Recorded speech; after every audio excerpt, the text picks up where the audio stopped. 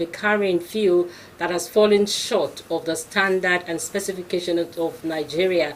Talking about methanol, and of course the government and stakeholders within the sector saying that this could cause a huge loss and damages to many vehicles and appliances in Nigeria, and as such they have to halt the sale.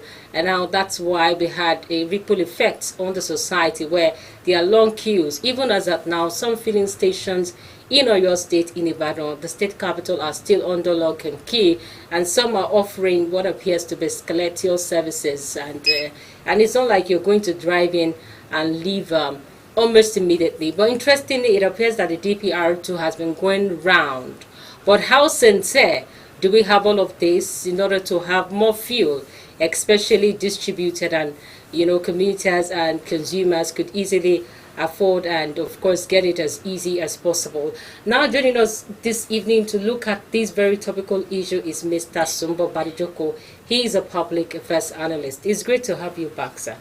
Good evening. It's good to be here. Good evening. All right, looking at this development itself, many Nigerians are bitterly complaining, and you also have DPR going around, but the fear is that are these men really doing a thorough job? Because there are this not seen or fears somehow that there is issue of compromise between even these operators and those who are supposed to regulate the process. Since we have not seen even distribution of fuel resources, people are still queuing, people are still buying in jerry cans. So what do we really make out of this development? It's whatever is happening or the way people are reacting to it is what is normal.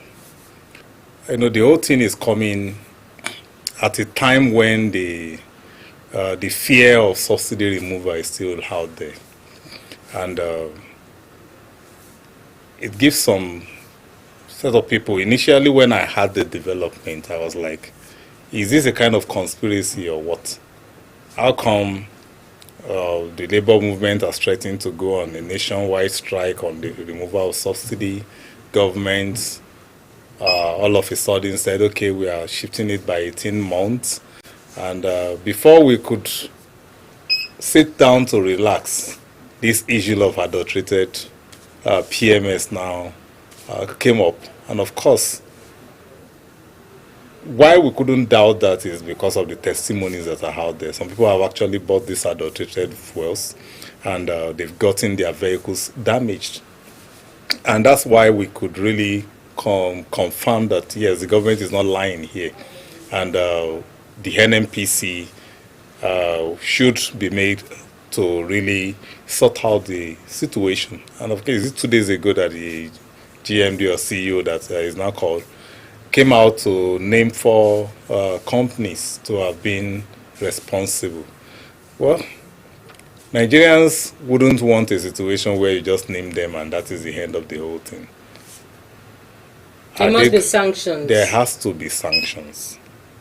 In a sane society, even the CEO of the NNPC would have resigned by now because it's a national embarrassment.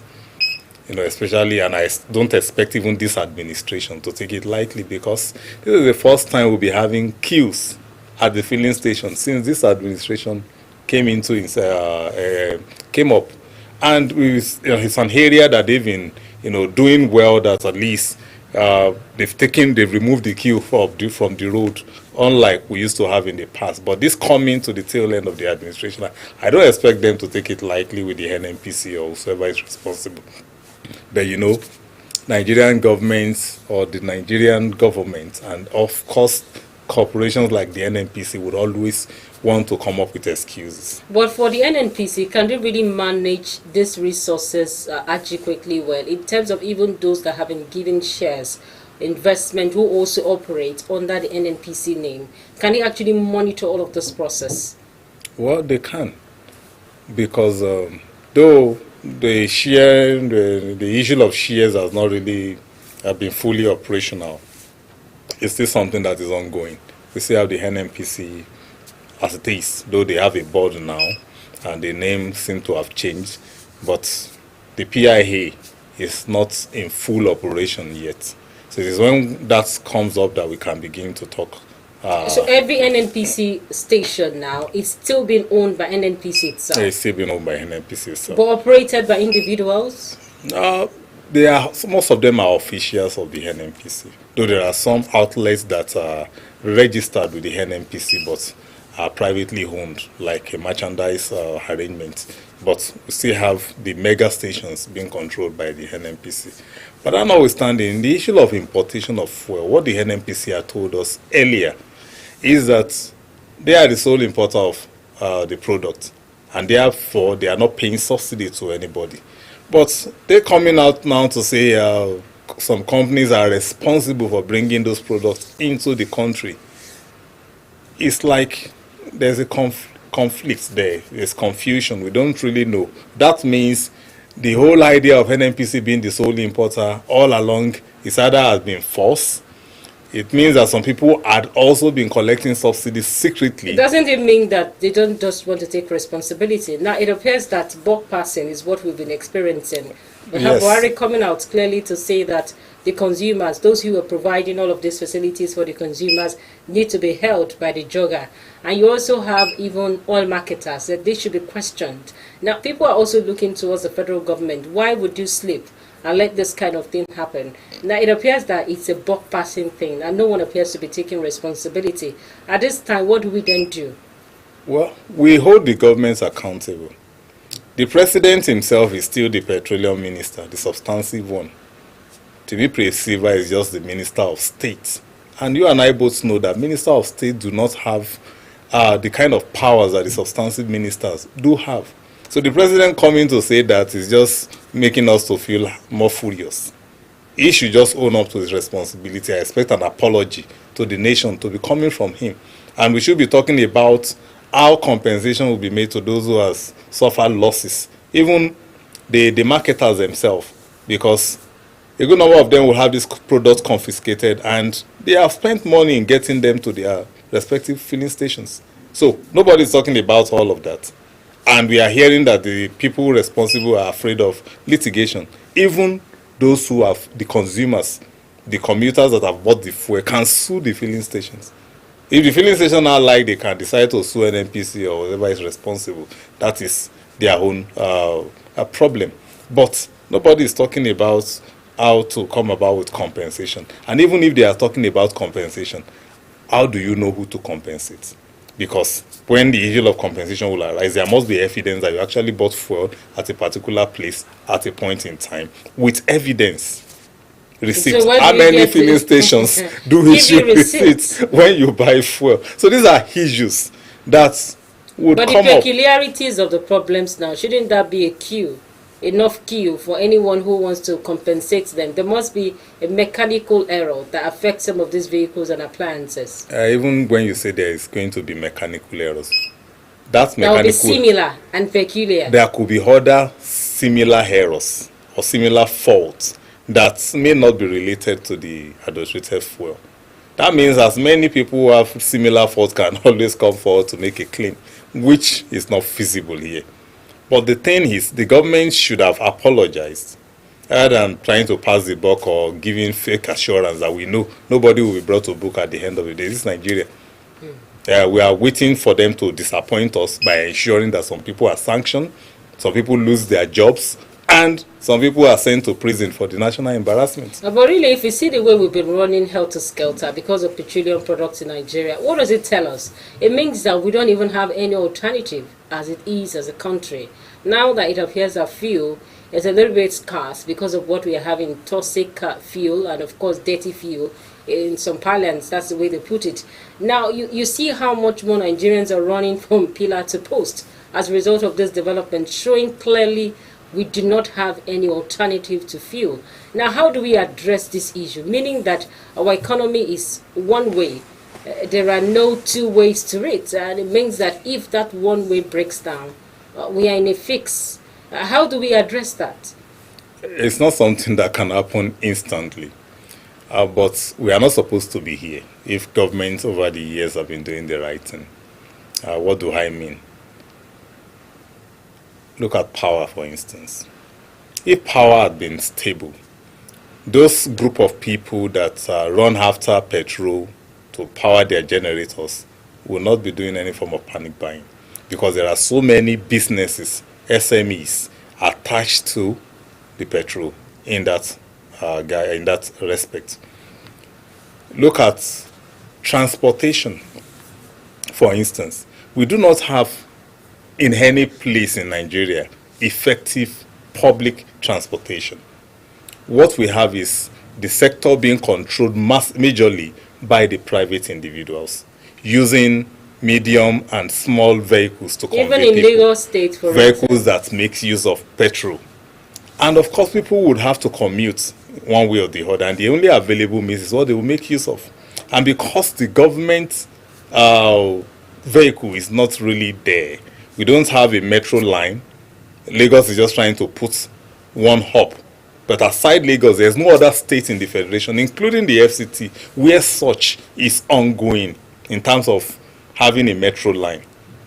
Now, even interstate, we still do not have. We only have one straight rail line going from Lagos to Kano. The whole gauge train, even no yes, electric cars. The whole gauge. And the other one that is the standard gauge currently being constructed is still at Ibadan.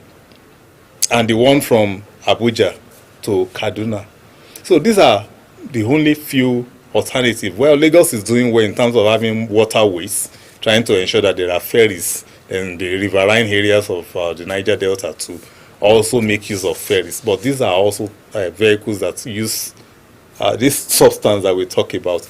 Now, that is how everything that we do is connected to fuel. It has given it what we call an inelastic demand. And no matter the price, people would run after the product. That is what the status that petrol is enjoying in Nigeria. And that's why if anything happens to the price or the product, there would always be a problem in the society. You know, if you look at our leadership positions in the country and those who occupy those offices, one will keep wondering, these are not stark illiterates. These are people who have traveled. And of course, they've seen how developments are in another part of the world. Yeah. What would we say it is the problem that we do not have this kind of instances of replicating what they have seen outside the country in Nigeria? For instance, they've actually applied electric cars. Some of them have gone beyond, looking beyond even the infrastructures that the ordinary man on the street in Nigeria have access to.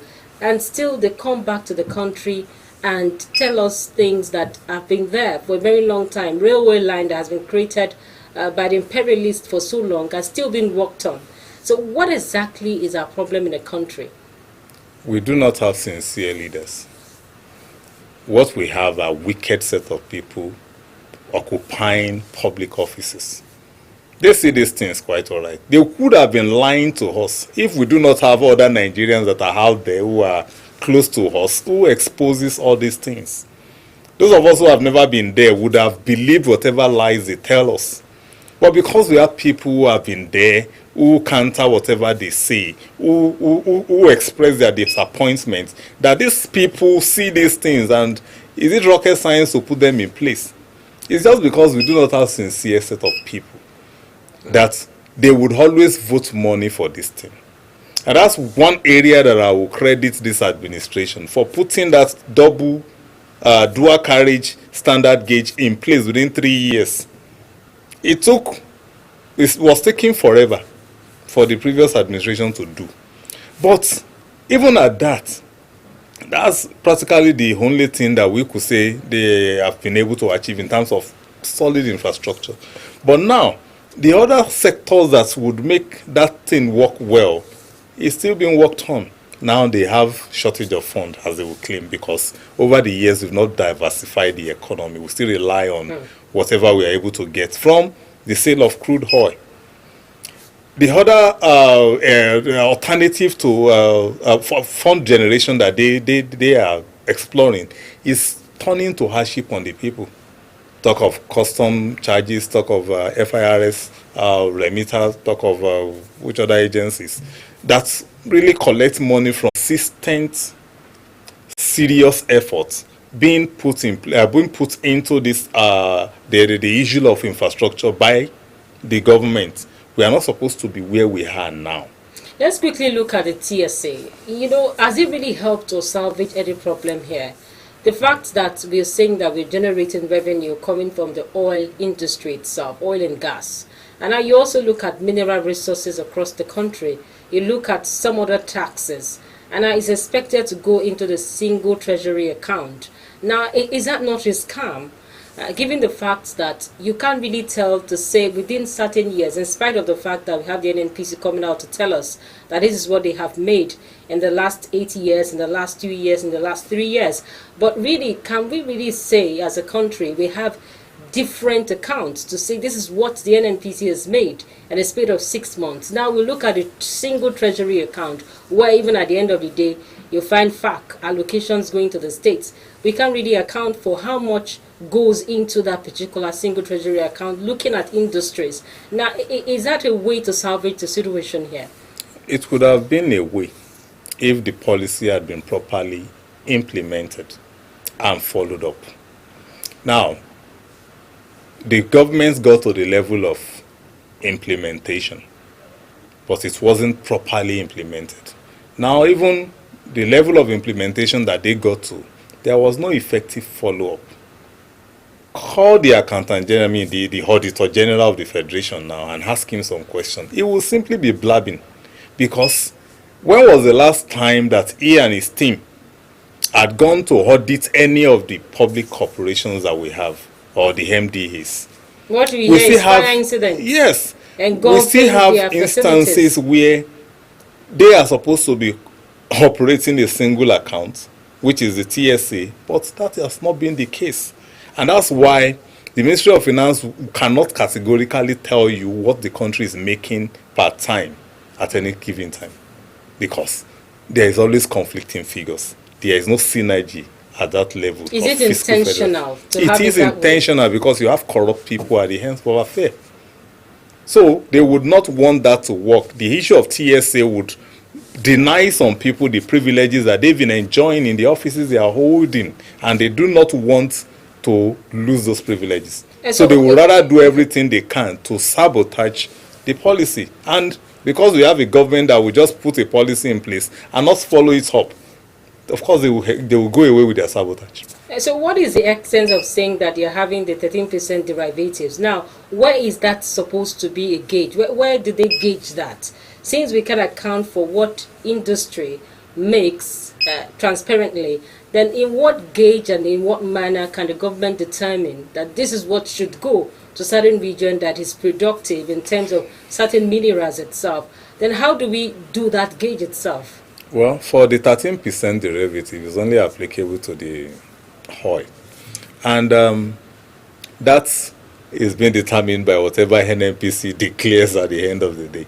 Okay, we have sold 100 million barrels of crude oil, and it's amounting to several $1 billion, and 13% of that is what the states that are supposed to benefit from that will now share. And the remaining 87% goes into the federation account. And so what happens to the likes of PPP, RRA somehow, and of course the DPR? Are they supposed to take a sleepy role here? Who monitors the NNPC? They don't have similar function, though they are agencies of the NNPC itself. The DPRs only monitor the effective distribution of the product. The PPPRA's function is to fix the price of products that is acceptable to the economy, if I may use that word. That's the different role they play. But the NNPC, has a sector, a department that is in charge of sales of crude. That department determines, is the one that sells crude oil, and whatsoever they are able to get. We should be talking about issue of oil theft. That how many of the stealing the oil? Of course, people that knows how to steal the oil are the ones stealing the oil. I don't even know where the oil wells are located. But those who could steal the crude oil are those who know where the oil wells are located, know the one that has been abandoned but are still active. And those are the areas. These ordinary Nigerians? These are not, the ordinary Nigerians cannot do it. When we are talking about oil theft, we are not talking about small-scale bunkering, pipeline vandalization. That's not what we are referring to here. We're talking about a whole tanker load of crude being stolen by people who are high and mighty. And the funniest part is that the government will always claim ignorance of all these things. And that is where it becomes embarrassing. Because how can you call yourself a government and not know what is happening within your domain? These are issues where, these are areas where Nigerians should be concerned. Some people are just out there milking the resources of the nation at our expense.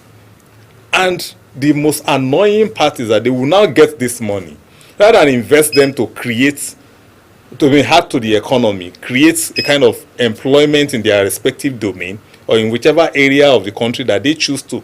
They will not do that. They rather leave the cash in liquid form in their houses and going to be spent in nightclubs and waste on frivolities.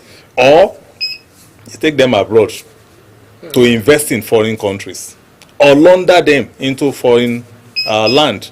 And when this fund would enrich the economy over there, and when they are now discovered, they'll still be giving us conditions before they will repatriate the funds. But interestingly, you've actually narrated the excesses within the NNPC itself. As the PIA, the new act that is being looked at, will they be able to take care of some of these excesses? To a large extent, because the NNPC is going to be unbundled by courtesy of the PIA, meaning that they cannot be playing the regulatory role, the marketing role, and serving as a company. But how accountable will the NNPC still be? Private individual will not want to put their money in what they will not get any return from. Now, the fact that private sectors are coming in, they will do everything to make sure there is efficiency in that sector. And that is the beauty of the PIA. All right, we will still go back to the issue of the private sector that you talked about. But then let me just let our viewers know that you also have the opportunity to contribute on the program this evening. But you remember you have to turn down the audio level of your TV set when you're about to do that, or move away from your TV set so that we can get your contribution. Tell us your name and where you are calling from. All right, let's go to the private-public partnership. Obviously, some critical sectors of the economy has been privatized. Still, Nigerians are complaining that there is no difference. And some have even fizzled out, like the likes of NITEL, for instance. It's gone. No one is talking about NITEL now. You have the power sector being unbundled. Today, we still talk about epileptic power supply. Now, if we say the petroleum industry is an area we need to unbundle, of what significance would that be for the economy and Nigerians? Well, looking at the communication sector that you mentioned, NITEL was rendered moribund. Yeah, there were attempts to privatize it, but it was a very gigantic asset that they didn't know how to go about it. So what they did was to commercialize the sector, issue licenses to private sectors, and that was what gave birth to the GSM companies, service provider rather. And their advent brought about effective communication, makes it initially expensive, but we now know how cheap it is because of the competition that exists amongst them. Now that competition is what the PIA will also bring into both the upstream, the midstream, and the downstream sector of the oil industry. So that's the beauty, but it's not something that will be instant. It's not something that you will say, okay, abracadabra, and it begins to operate. No, it will take time. It will take a process. So by the time the process is on, people may not really see the benefits. But after like 5 years, we begin to now see that yes, because the sector will be so opened up, more players will come in, more jobs will be created, and of course the price will not have any involvement of government again. Now, what does that mean? Does it mean that the government cannot manage any facilities and its resources? Let's look at the defunct Nigerian Airways. Till tomorrow, we've been talking about national carrier. It's been on the paper for too long. And of course, if you look at the processes, it's beautiful on the paper. But the implementation stage, does it really mean that the government cannot take care of critical infrastructures that are meant for development in the country itself? Well, that is the way it appears now. But there are stories behind it. And I'm not supporting the government, but we need to be realistic. We've had military interventions for a very long time. And these are guys that do really not understand what governance is about. They just want to rule. They rule by decree, no checks, no balances. Whatever comes to their mind is what they do. Along the line, they neglected most of these public institutions, public corporations, and that was where they began to get moribund gradually. And as they were doing these things, the population was increasing. Meanwhile, these were facilities put in place for a smaller population as at the time they were being set up. So rather than those military administrations to expand the facilities, they were simply not interested and allowed the civil servants that were there and the public officers to just manage it the way they can. And of course, the civilization kept increasing, technology kept advancing, and those facilities were gradually getting phased out because they were no longer in line with the current trend of things. So when you have situation like this, that's the story behind all these things. If someone should pick up NITEL now to say you want to run it, where would the person start from? All the lines, the viable lines, the viable cables are gone. How many of the exchange stations are still functional? Do they really know the exchange? Even those equipments, most of them had gone obsolete.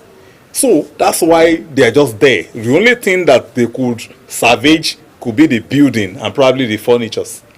Every other thing are no longer they are no longer relevant to the current society, and that's why most of their offices had been given to other government parastatals. What about modification? How come we do not modify our industries that have been lasting long for a very long time, like that of NITEL that you mentioned? I told you, negligence.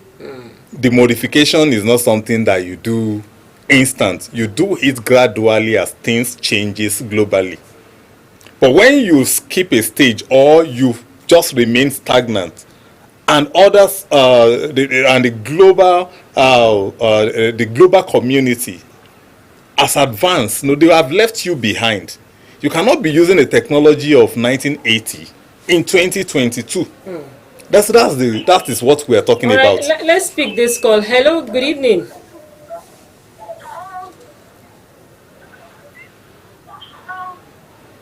Hello, good evening. All right, I guess this is actually a wrong one here. Okay, please go ahead. So I'm saying, technology has since advanced, and you cannot be using the technology of 1980s or 70s in 2022. All right, let's see if we'll be successful with this one. Hello, good evening. Yes, please. Hello, good evening.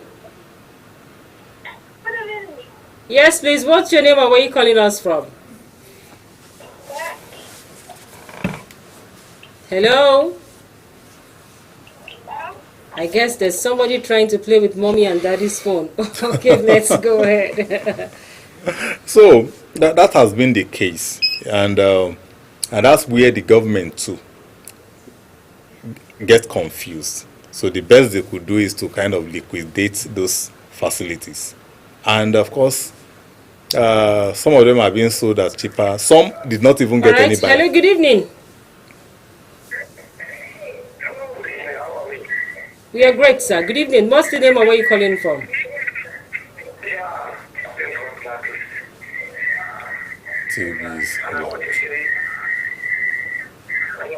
Yes, we can hear you loud and clear. Please go ahead. We can hear you if you can hear us. Please go ahead, okay? That line was really wobbling. All right, please go ahead. So, as I said earlier, that the government, when the civilian administration came up, they met all these things messed up. And the only thing that could come to the mind of the first civilian administration in this dispensation was to privatize, commercialize, liberalize, all form of, and they sold some. set up a BPE where those items are in a valued and were disposed. And there are some that could not get anybody to buy them because it's not going to be profitable for anyone to buy. You buy at a certain amount and you now need to spend close to double the amount that you have bought it to make it run. Nobody would want to invest their money. So those are the cases, those are the stories behind NITEL, Nigerian Airways, or whatever you have. But now, what we should be doing is that we should ensure that these civilians now do not govern with the mindset of the military.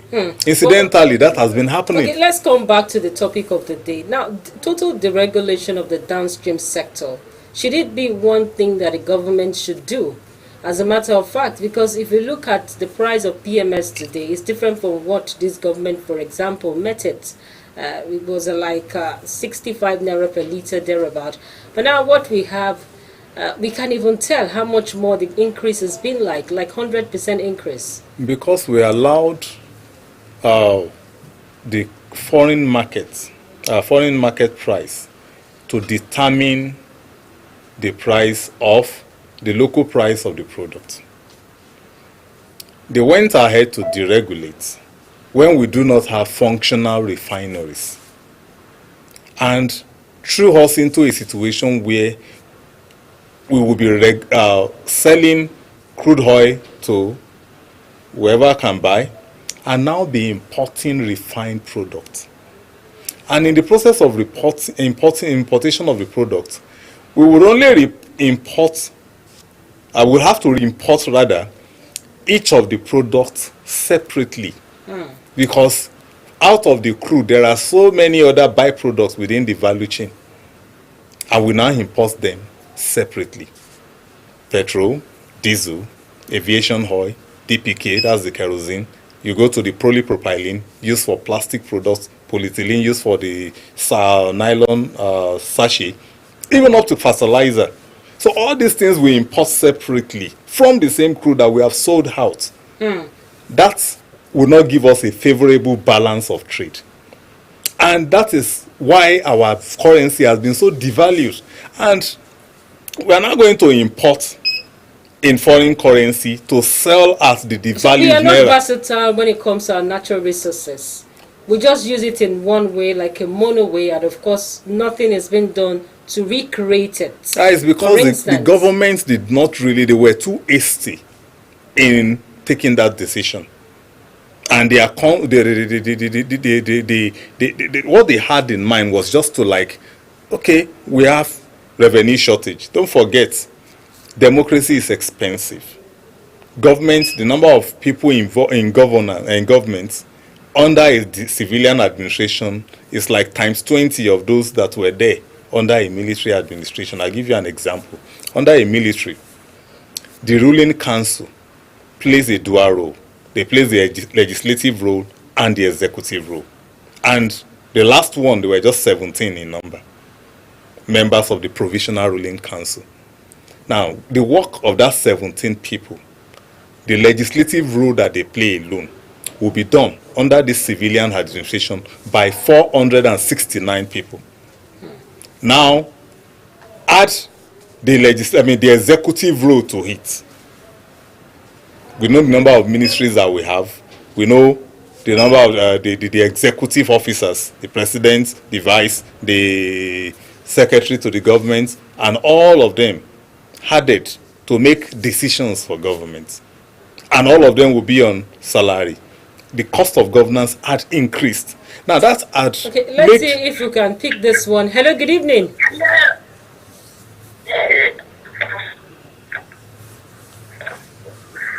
Hello, good evening. All right, I wish I can understand the language. We speak English on the program. So, right, okay. Please go ahead, sir. That has now made, they now look at because when the military were there, the money is enough for them to run whatever they want to do. But the civilian coming with all the full-fledged bureaucracy and the structure that it carries it's more expensive to run the government. They need more funds. And don't forget, during the course of campaign, they've also, made promises. We will do this, we will do that, we will do this, we will do that, which will require funding. And that became a problem for them. So the government look at, okay, where are these funds coming from? How do we make it viable to generate more funds? But what could come to mind was to But how liquidate this thing. is the government when it comes to funds and revenue coming from the oil sector? Let's take, for instance, there have been a number of people who have been fingered under the oil sector itself. And now you realize that nothing much has been achieved. Let's take that of Daisy Allison, Nigeria.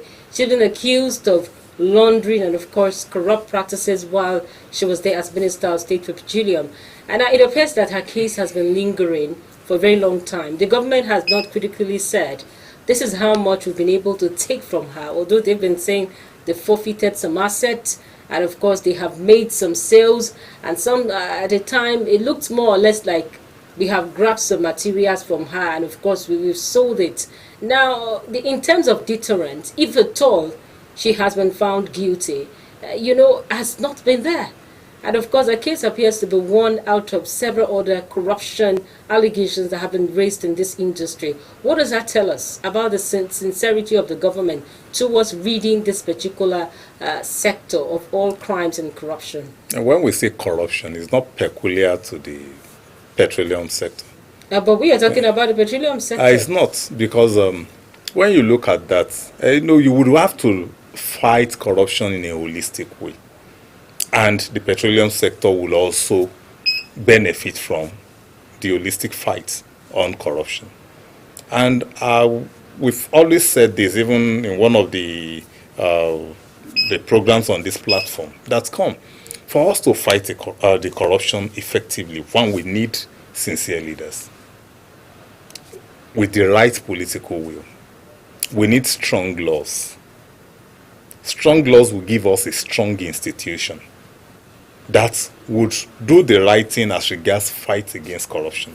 Until we'll have all those in place, we will simply be scratching the surface. And why do corrupt cases, why should it be going to the regular courts? We should have a tribunal, and that tribunal should have only one appeal. And the whole thing will be held there. Or even make it, in essence, that the whole thing ends at the tribunal because you just want to put fear of corruption in the mind of people who are in public offices. China did it and is working for them. We can also do this thing. Some will say those laws are draconian. But of course, we have people who how visible would that be for the petroleum industry? This appears to be the money maker, the juiciest part of the sectors of the economy. And of course, if you see people talking, they will say, when you have not even gotten oil money or you don't have an oil employment. Now, the kind of premium we place on the industry, doesn't it tell so much? Then how can sanity be brought into the system? Yes, we play premium on the industry because that is our major source of revenue. And we've said it earlier that over the years, not much has been done in the area of diversification of the economy. Then there's one thing we have not mentioned here, which is also a problem on its own, and that is our structure. The federalism that we practice is not the real one. It's a fake. Because you have a federating unit where the component units are not autonomous. They do not control their resources. And there is conflict out there. What are the conflicts, for instance? You have, take Oyo State, for instance.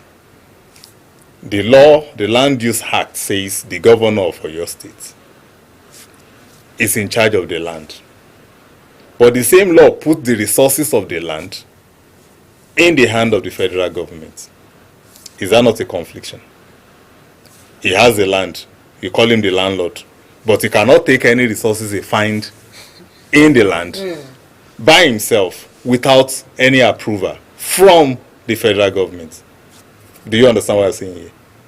The right thing should be that whatsoever resources that is found, the state should have the power to decide how to explore those resources, process if they can, and market. What should now the federal government should now be doing is to put in part of the law, like we had in the First Republic. Okay, 50% goes to the federal government, the other 50% belongs to the states, and the royalty will go across border or from the states, meaning that all states will be gathering money into the federal account to run matters that concerns the federal government. And the 50% in each of the states will not be of the same value. For instance, the value will be determined by the value of the resources in the global market that are domiciled in respective states. Some would be probably majorly agrarian, some will have more of solid minerals, while some will have the petrol, like we have now, and some will have a multiple. But when you have that instance, it's not going to be we have so many resources that we are not even touching. We're not making enough from them. There are some that we even abandon. Talk about the cash crops of those days. Where are the groundnut pyramids? Or the cocoa. Or the cocoa plantations. Where are they? Where are the oil plantations? For crying out loud, Malaysia came to Nigeria, took the palm kernel here. Now they are one of the largest exporters of palm oil.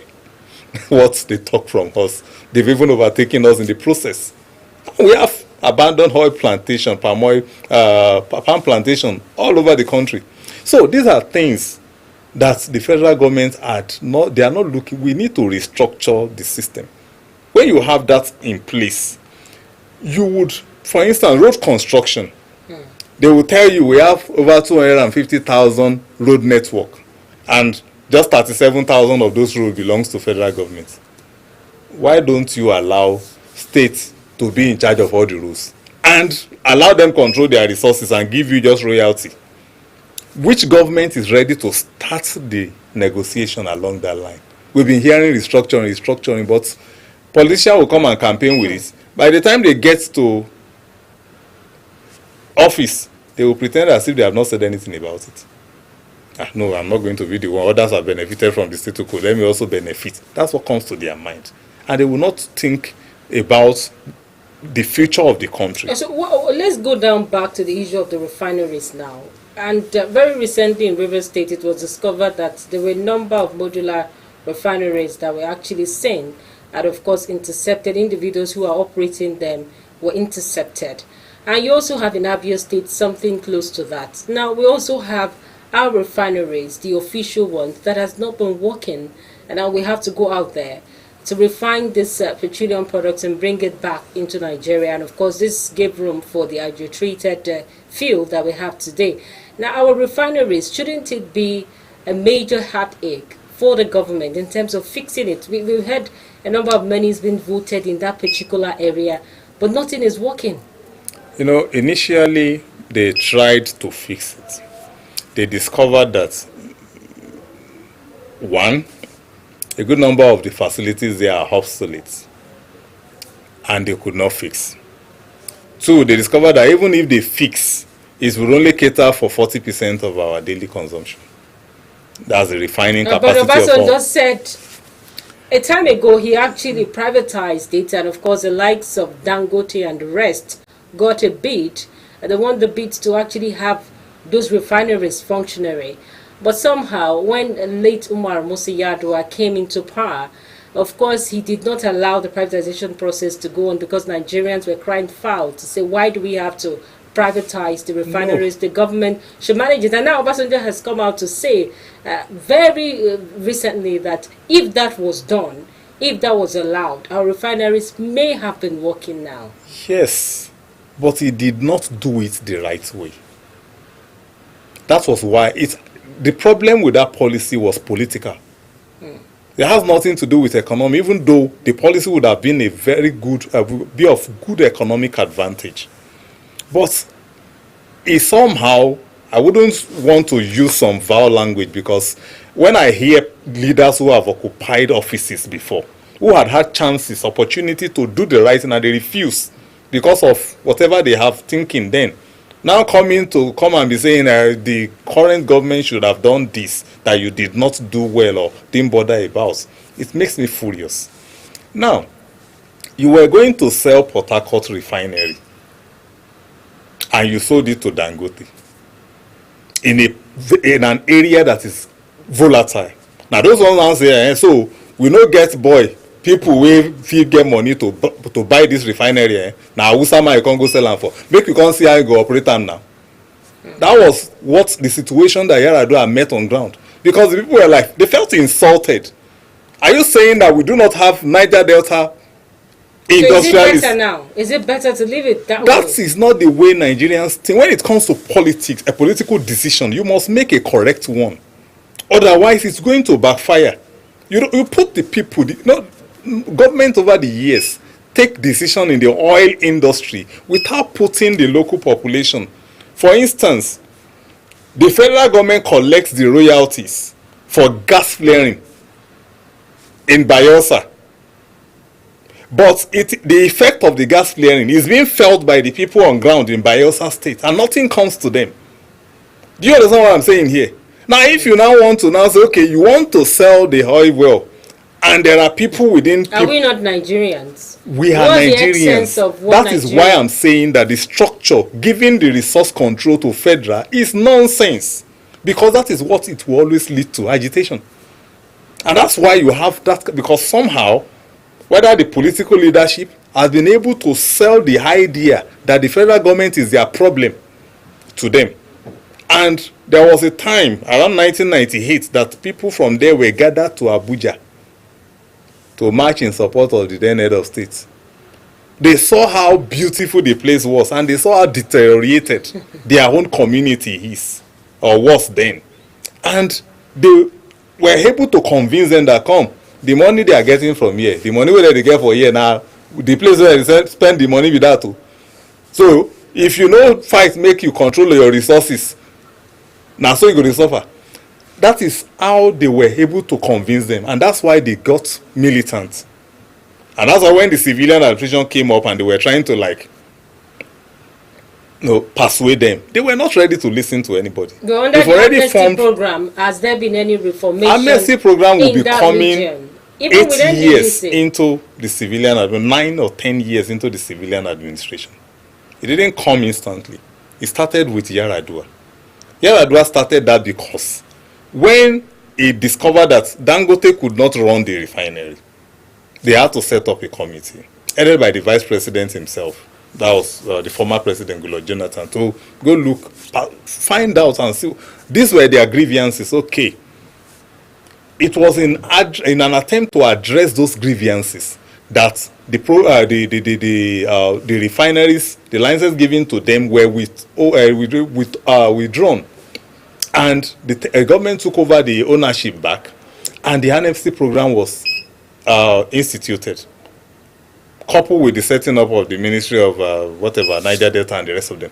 So, just to persuade, because we're making losses, government was not making enough money due to vandalization and the rest of them, and they needed to have the oil sector running. Even if they are going to diversify, they still need the oil sector money to be able to put the other sectors in shape for proper diversification. So these are the problems that were there. And of course, Obasanjo, when the people of OD protested, what did the Obasanjo administration do? So they simply sent in soldiers to go and deal with them. What is the way out of all of these problems? It requires caution. We have said it before. Subsidy removal is the way to go. The timing is what the government should work on. And you can't remove subsidy without refineries on ground. Yes, all hopes is on Dangote, but encourage the modular refineries. Give them a standard to meet and let them operate freely so that they will also compete with Dangote. So that will not build a demon in the Dangote refinery again that will be exploiting the people. All right, on that note, we must say a big thank you to all our viewers out there, and of course say a big thank you to analyst this evening, Mr. Sumbo Badijoku, for your time on the program. I will hope that there will be more supply of premium spirit, especially across Nigeria, in order to douse the tension and of course ensure the availability of the resources for many people already facing hardship as a result of this development. My name is Bolabo, Famous School. Join us again next week.